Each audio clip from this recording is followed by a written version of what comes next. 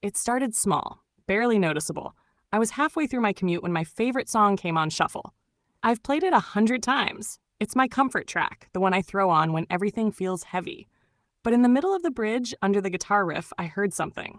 A whisper. A word I didn't recognize.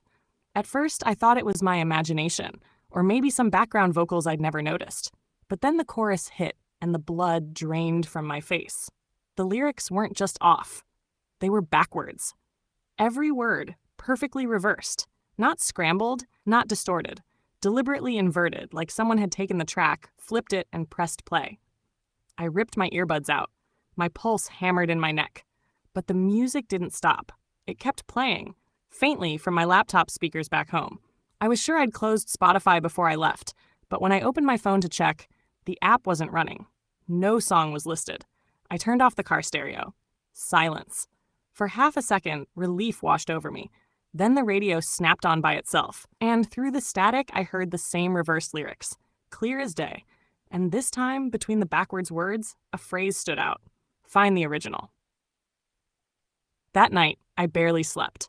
Every time I closed my eyes, the chorus looped in my head, like a hook stuck on repeat, except it wasn't music anymore. It was a command. At 2:47 a.m., I heard it again. This time, not from speakers. From the walls, from inside the plaster, vibrating like the house itself was humming the song.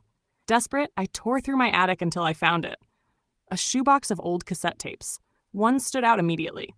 Black plastic, edges worn down. A strip of masking tape across the front with a note scrawled in Sharpie, for when you need the truth.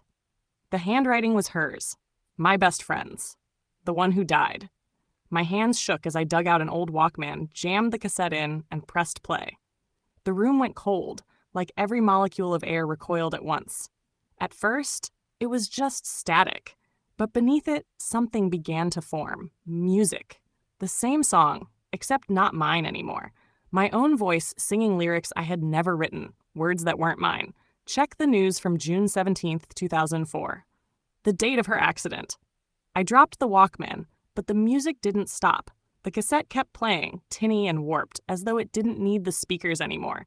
The tape hissed louder, filling the room until it drowned out my thoughts. And then her voice broke through.